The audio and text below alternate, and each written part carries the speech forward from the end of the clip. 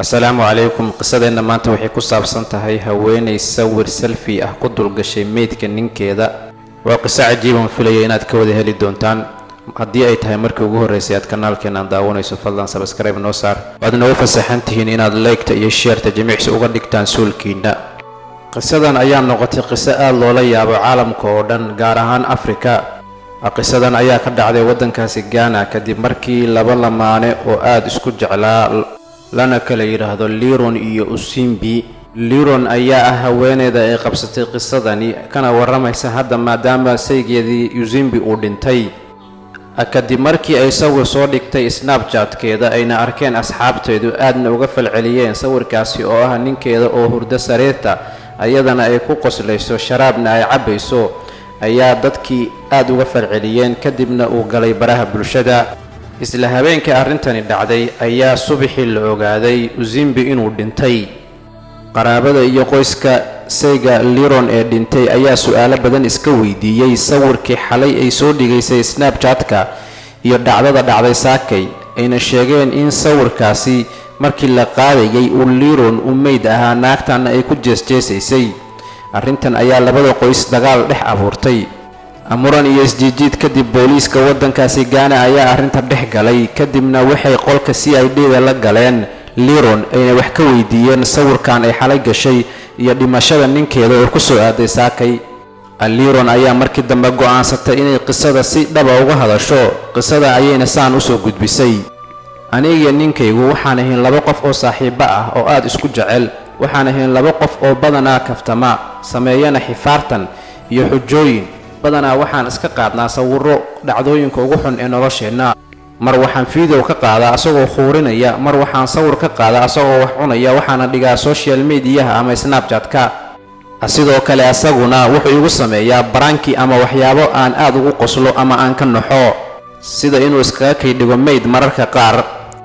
kadib waxay tiri ninkaygu wuxuu aaday safar oo ka baxsan magaalada Accra ee caasimadda waddankaasi Ghana, wuxuuna u aaday gobolada, halkaas uu ku maqnaa 2 bilood oo safar shaqo ah. aad ayaan iskugu soo xiisnay, waan isdacaydeen jirnay markaan kala maqnayn, waana isku booteen jirnay, waxaana dhihi jirnay markaan imaado saas iyo saas iyo saas iyo saas ayaan iska yeelaynaa. kadib markii ay u soo dhammaatay 2 bilood aan kala maqnayn, waxaan aad iskugu xiisnay aniga iyo asagaba, qosolkeennii, sheekadeennii iyo kulamadeenni kale. habeenkii ugu horreysay uu yimi wuu daalanaa. kadib markii uu daalanaa waan isu xujeynay. kadib waxaan tagnay dhankaas iyo sariirta. waxaan ahayn laba lamaane oo aad iskugu xiisay. kadib markii sariirta la tagay ninkaygu waxaan ku idhi iska naso. maya wuu ii faanay sidii caadadiisa ahayd. kadibna wuxuu galay ayay tiri dhowr darbo oo isku xigxigta dhanka sariirta ah. kadib markii uu marayay darbadii 8aad ayaa waxaan ku idhi xaaji waa daashay ee iska naso. dhinac ayuu u dhacay. anna waxaan u qabay inuu daalay oo hurdo la dhacay ama daal daraadii la dhacay. kadib waxaan ka qaaday asagoo hurdo oo jiifa, aan u qabo inuu jiifo laakiin uu dhintay. sawir aan islahaa ku faamayso ama uga shactiray asxaabta social media ama Snapchat-ka asagoo hurdo anna aan sharaab cabayo. laakiin dhacdada la yaab kale waxay ahayd inaan cabaar kadib aan ogaaday qofka aan sawirka ka qaadayay inuu dhintay kulankii sariirta eena dhex maray. kadib waxaan ku orday Snapchat-kaygii oo aan isiri ka saar sawirkii. kadib markii aan ka saaray sawirkii waxaan arkay asxaabteyda qaar ka mid ah oo sawirkii screenshot ka qaatay soona dhigaya baraha bulshada. arrintii saas ayayna caan ku noqotay. kadib baaritaan dheer oo arrinta laga galay lana baaray taleefanadooda iyo maasajyadii isku soo dirdiri jireen iyo sheekooyinka dhex mari jiray inay run tahay waxa ay sheegtay Liron kana sheegtay saygeeda Zimbu, ayay noqotay arrintan mid run ah. labada qoys ayaa arrinta ku qancay. booliiska waddankaasi Ghana ayaana u sheegay Liron inay tahay qof dambi aan lahayn, uuna saygeedii Zimba u dhintay kulanka sariirta ee dhex maray labadoodii.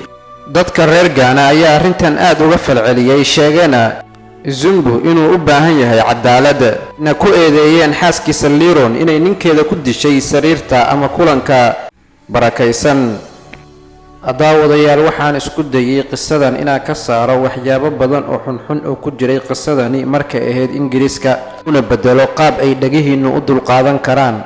fadlan haddii ay iga dhacday wax khalada oo ku saabsan qisadani ama eray si khaldan aan usoo gudbiyey ka raali ahaada, ilaahayna ii weydiiya dembi dhaaf. mahadsanidin. fadlan haddaad kanaalkeenna ku cusub tahay sabskrayb noo saar, like-tana ha naga ilaaweyn, qaybta commentigana sidaad rabto ugu baashaal.